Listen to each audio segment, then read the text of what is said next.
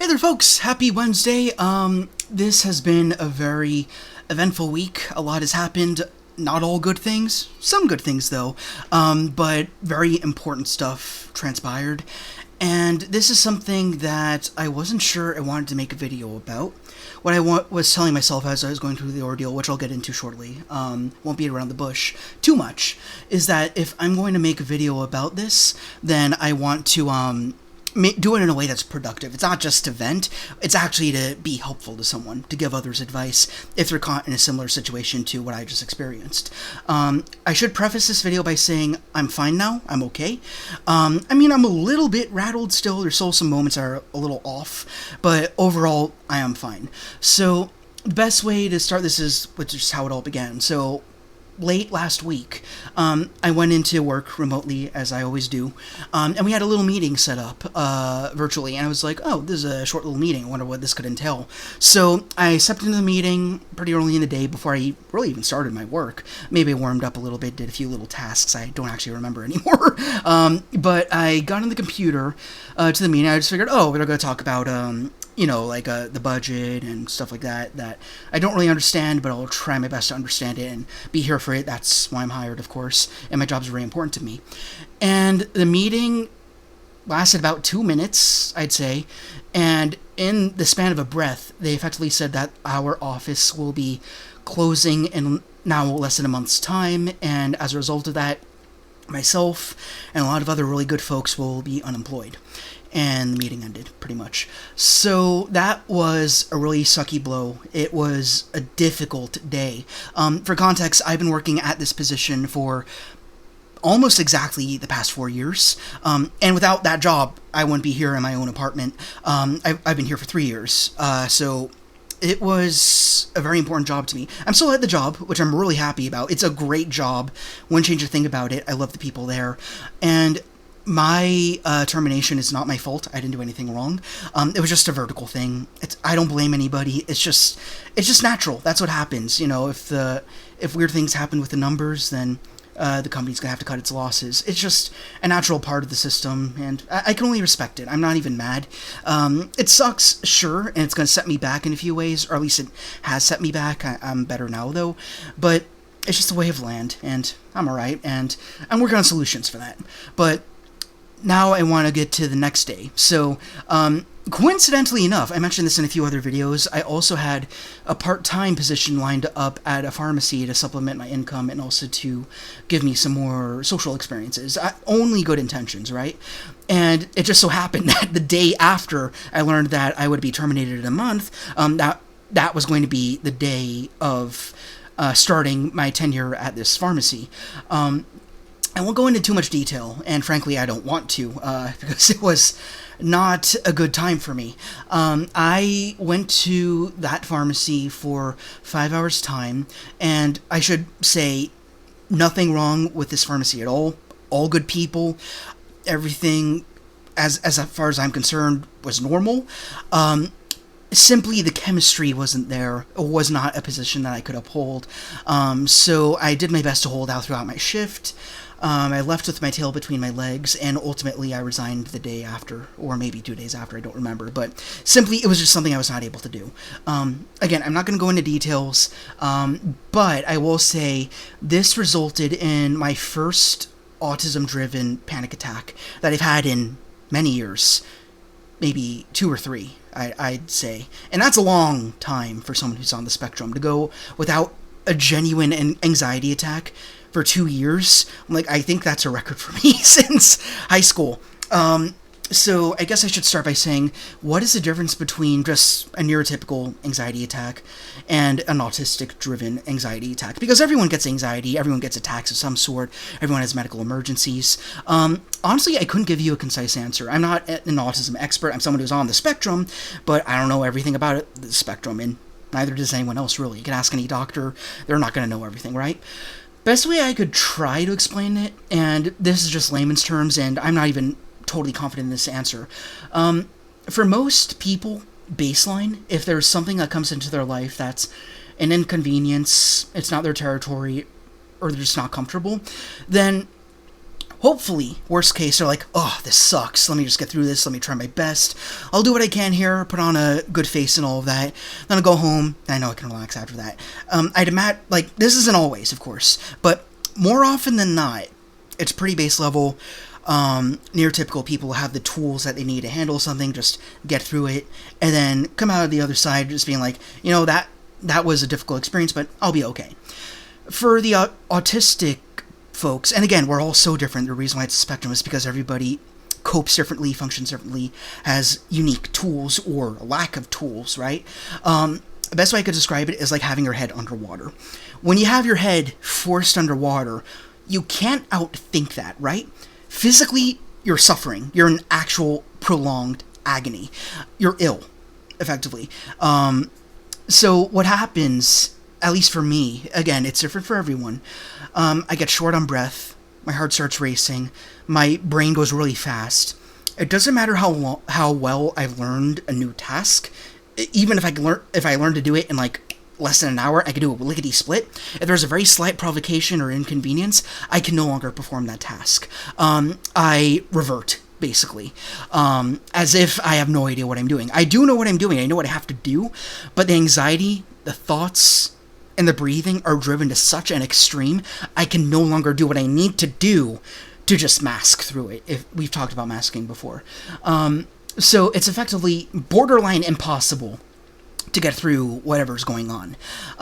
Again, that's the best I can explain it. Everyone will give you a different answer to what the difference is between those two types of anxiety attacks, but that's really the best way I could frame it. I could maybe go into more detail as this video goes on. Again, this is impromptu. I don't have any notes or anything. I'm just kind of going. So I had an anxiety attack. Long story short, it happened very unexpected.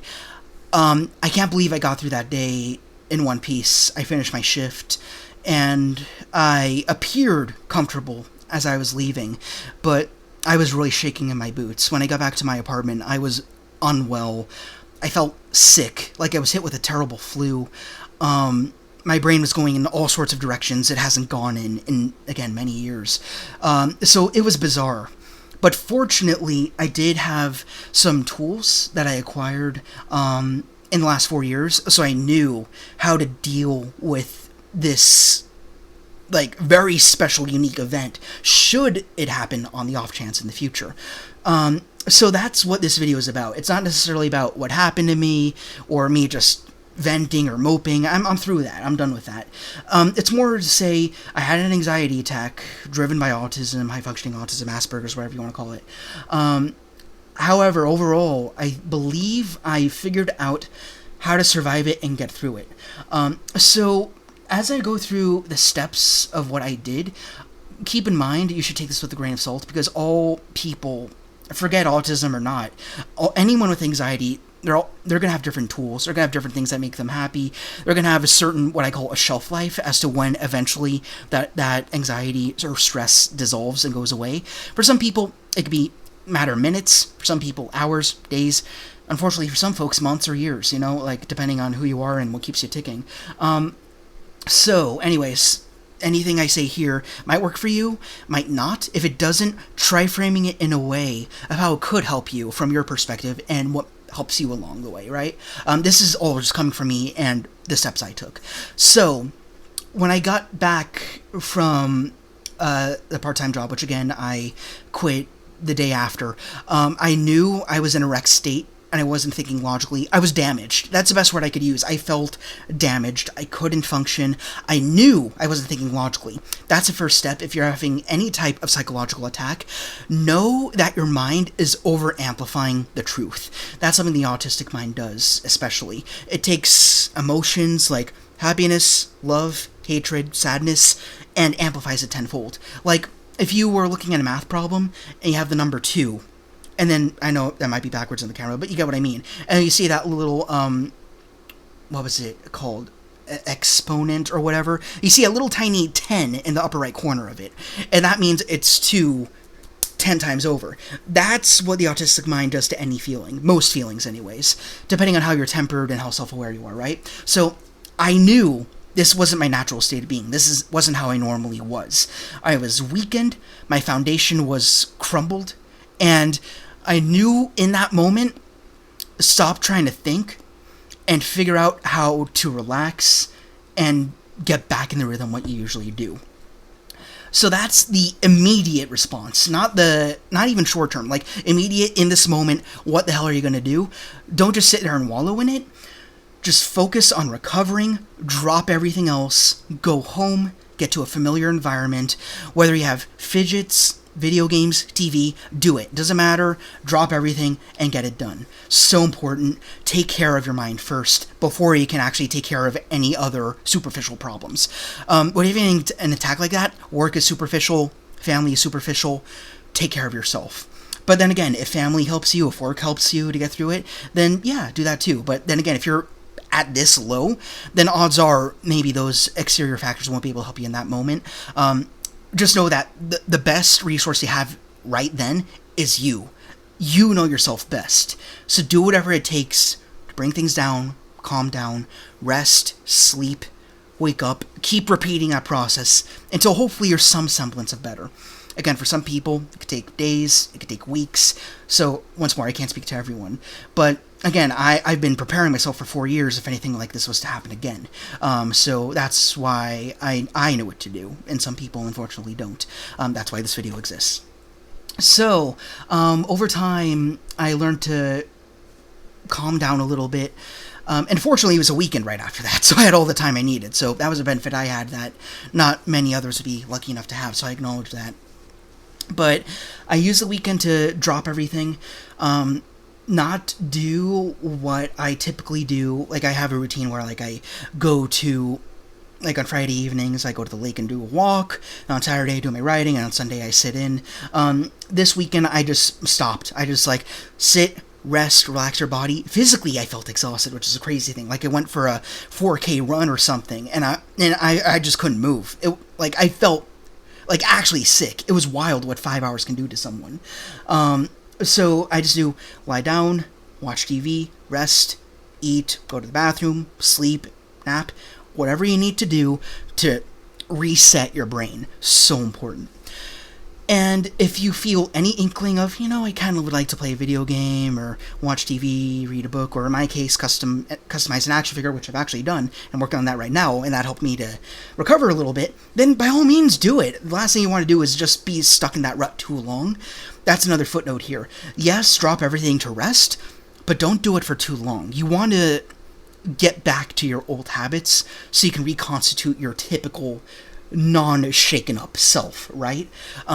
So do rest, but also try to gradually bring in those self-nurturing habits that you've discovered at this point, if any. If you don't have any, then just rest and that's okay. Or talk to someone, whatever it takes. Just get yourself out of that rut.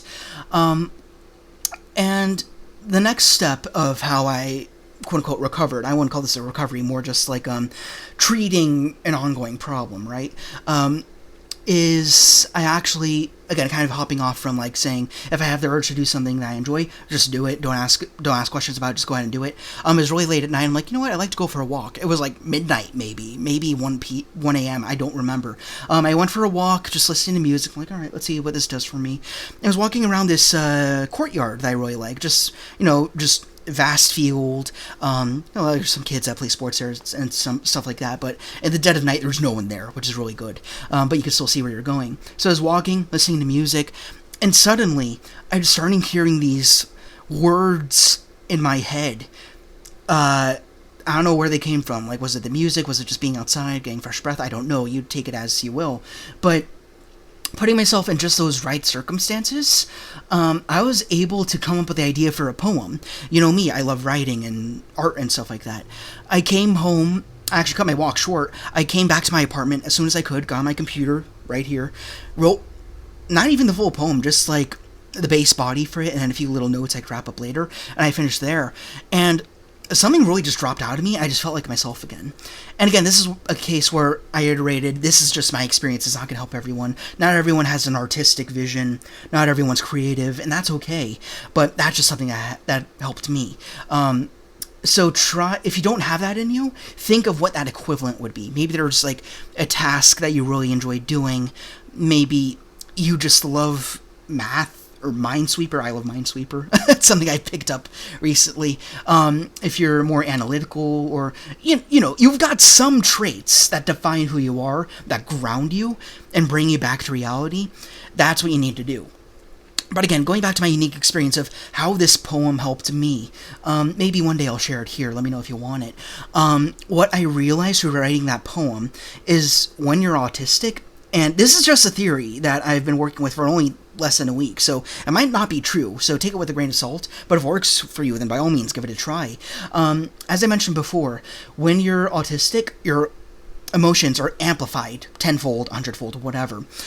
However, if you're creative, if you're artistic, then you can create an equally opposing positive force that is amplified to the exact same level to at least cancel it out, right? So it becomes like a subtraction. I don't know why I'm thinking about math so much in this video, but it becomes like a subtraction problem. If the problem feels like 1,000, try coming up with a solution that feels like 1,000. Then it kills it off. You're not necessarily going to feel better than how you usually do, but you'll at least feel like your normal, average, lackadaisy self. And then you can start to make yourself feel more positive from there. The poem didn't totally clean out my system. I wasn't totally cleansed. But because I made a step and I used my tool, being my creativity, to work my way out of that hole a little bit, I was able to get base level. Just base level. If you could just get there, that's great progress. Pat yourself on the back for that. That is such an important step to this ordeal that we all experience. So once you're able to get there, again, firstly, you acknowledge the main panic attack. You know that's happening. You rest it off. Then you get the inklings of, there's a few things I'd like to do. I don't really know if I want to do it. By all means, do it. Kick yourself in the butt, go out for a walk, play a game, talk to a friend, whatever you want to do that would make you a little bit happy or a little bit feel like you're in the norm again, do it. And that should get you to the baseline. Third thing, just that I think this is the point where you can look back on that actual anxiety attack itself objectively. The issue with having a panic attack is you're not seeing anything rationally. You can't read a situation for what it objectively is. I had that anxiety attack not because anyone was out to get me, which is what it feels like. Not because there was an anvil being dropped on my head, which again is what it feels like. I had it simply because I was in an environment that I was not used to, that I was not prepared for. Again, head underwater, and you can't pull your head out. That's what it felt like, and your health is compromised because of that. So you can't think rationally when you're in the attack itself. So the goal is to get you out of that attack and back to a baseline sense of normalcy. Once you're able to do that, you're not necessarily going to be happy again. Although if you are, hey, great. But it's really important that as a third precaution, now that you're in a safe space and you've got your resources and you're back in your rhythm, at least a little bit, you can look back on that attack and look at what actually happened instead of those over-amplified emotions taking over. Because hopefully by this point, those emotions are mostly flushed out of your system. And you can say, what actually happened? Was I at fault? Did I do something wrong? Was somebody actually trying to hurt me or anything like that? And wherever you land in this little analysis of yours, more often than not, you didn't do anything wrong.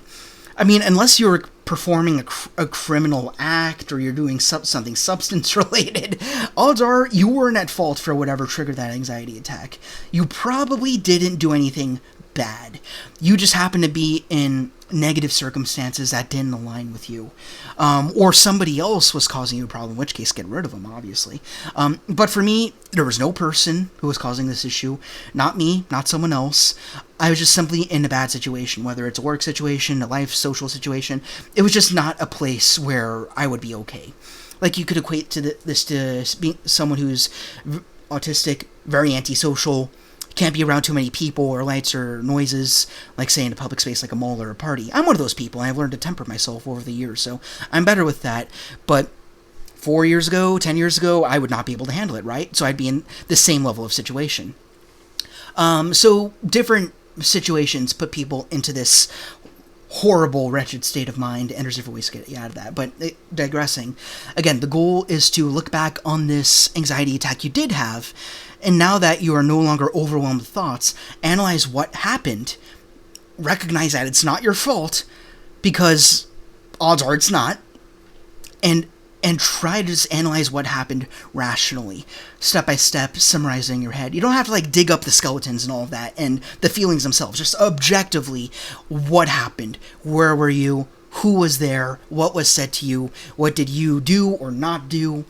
And once you're able to do that, I mean, write it down if you got it to. It doesn't just have to be a psychological affair. Write it down, make a list. And once you've got the objective situation in your head, think about what you could have done differently. How, like, after you recognize that this wasn't your fault at all, like, what could you have done differently to make yourself feel a little better? Or, again, it's like your head's underwater. I mean, there's not much you can do. But if possible, what could you do to pull your head out from the water a little bit? What of your actions could you have changed to make things just a little bit easier? What could you do to get out of that situation sooner and acknowledge your problem sooner? And that is when you're adding more tools to your toolbox, as a previous therapist of mine from years ago once told me, and that's always stuck with me, just that simile, or whatever you'd like to call it. And then you're prepared for if this happens again, and you're like, then you can be, it's like Groundhog Day, right? You're like, I've been in this situation before, I know what's going to happen, I know how I'm going to feel, but now I've got the tools to help me go along. Again, I'm not going to get into the specifics of my situation, but now that I look back, I know there are some things I could have done that could have helped me in that moment, right? I won't go into those because they're a little too personal. I don't want to speak about the company itself because, again, nothing wrong with the company. It was just really bad chemistry between me and what was expected, and no one was at fault for that. But that's pretty much what it is. And once you get those tools, then, yeah, life goes on. Just try getting back into your routine. Whatever caused that attack before, avoid it as much as you can. If you can't avoid it, take those tools, bring it back into that situation, and implement them. If those tools work, great. If they don't work, start from step one and work your way back up again. Again, prioritize your mental health. One thing that I was telling myself during that process is it felt very much like I did when I was depressed for a solid 6 months after I graduated. Again, no one at fault. It wasn't my fault. It wasn't any person's fault. It was simply on the fact that it was such a reality shift. I was a student for over a decade. Now suddenly I'm an adult. And, you know, your friends aren't always around. You got to pay your own debts. You got to pay rent. And that was a huge reality shift for me. So after I got out of that depression by one way or another, going forward, I'm like, if I ever feel that way again, I got to be prepared. I don't want to devolve to that state again. So when I had that recent panic attack, I'm like, if this is the potential to lead into another depression episode, I got to fight it in any way that I know how I can. So I used the tools that I had, took time to rest, and then took time to get to the baseline and then generate new tools, and then repeat the cycle again for as many times as you need to. And then, I mean, I gotta quote my favorite philosopher, Friedrich Nietzsche. I've got a poster of him on my wall that you can't see. Whatever doesn't kill me makes me stronger. He coined the term in the late 1800s. I know many movies have played off of that since then, but he wrote that phrase, and it's a good damn mantra to have. Always know, with every anxiety attack you have, the next one will be easier to deal with than the last one that happened. I mean, it's easy to look at that and doubt it, but you have to take responsibility for yourself. If anyone's going to make any of these episodes more difficult, because they will happen in the future, whether you expect it or not, I didn't expect it in the last week, they're going to happen, but only you can get yourself out of it. It sounds like a big upheaval, but there's not always going to be someone there to hold your hand. You're not always going to have, like, I got 3 different fidgets next to me, like we talked about this little cube over here that I really like. You're not always going to have your fidgets around you to help you out. When I was in that situation roughly a week ago, part of the issue, I was not in a space I was familiar with. I felt like I was in an island surrounded by ocean and a storm, right? Nothing was familiar. I didn't have my bottle of water near me. That I have, by the way, all the time, whether I'm on the clock or not, I always have my water. I always have something to hold, something to touch, something to fiddle with. I got this cube. I got this other cube, which is a little older. I got this piece of wood that I found in a forest once. And recently, I've picked up some fugglers, and I really love the texture, you know? So that's one of the things that grounds me. Whether we're talking physical tools or mental tools that you could just think of in that moment, gather more of those tools with each episode that happens. If you're like, hey, this helps me a bit, then have it near you at all times, by all means. Even if you can't just have it, like, open face just out there, have it in a bag, have it in your pocket, just have something that brings you down to reality again as soon as possible. And that's pretty much the process. I tried arranging it in broken up steps, and again, it's different for everybody, but what I can say to sum everything up is take your time. There's no rush. Whenever you have one of these attacks, it always feels like there's a rush, right? It's scary. There's not. Get yourself out of the situation, and then just rest. Get yourself back to base level with whatever tools you already have, if any. Reflect on the situation a little bit, just not to remember how you felt, but just to objectively say what went wrong for you. Generate new, superior tools.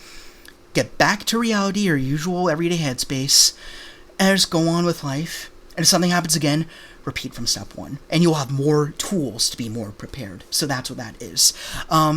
So I hope that helped a little bit. And once again, these methods I presented to you, whether it be like some sort of plushie or a fidget tool or water, maybe that's not one of your things. For me, that's what I learned. Hey, that helps in going for walks and whatever. But just try to think of what tools have helped you in the past if you've been in a rut. Don't cut yourself off by any means. It's like draining your own blood. That's not going to help you. Or holding your head underwater. That's not going to help you. Don't allow yourself to be trapped. You're not trapped. The world is so big. There's so many places to go, to explore, things to pick up and observe, so much sky to look at. The world's not so small within this one room you're in, this other room you're in. Don't trap yourself. That's the last thing you want to do. That's my advice there. And, yeah, I could keep prattling on. If you have any other questions, of course, feel free to ask me in the comments, absolutely. As for me, if you're wondering about my situation, again, I've objectively looked at everything. I'm going to be okay. I'm not going back to that part-time position. Again, not that job's fault. I know I keep, like, making a blame game and saying that it's not their fault, it's not my fault, or whatever. It was just bad chemistry. That's what I boil it down to. It was not for me. As for the job that I still have, I'm going to eventually be let go from, the people there are wonderful. They're giving me a lot of resources to be sure I'm well off, and I'm already looking into different positions, and there's already some people who are taking interest in my resume, so I'm going to be fine. Don't you worry about me. I mean, I guess it's there, so just as part of self-help and to say that I was resourceful today, that's like, I guess the last step, like, always feel like you're being resourceful and helping yourself. So I can say I do have a Patreon. That's in the description if you'd like to help me out a little bit.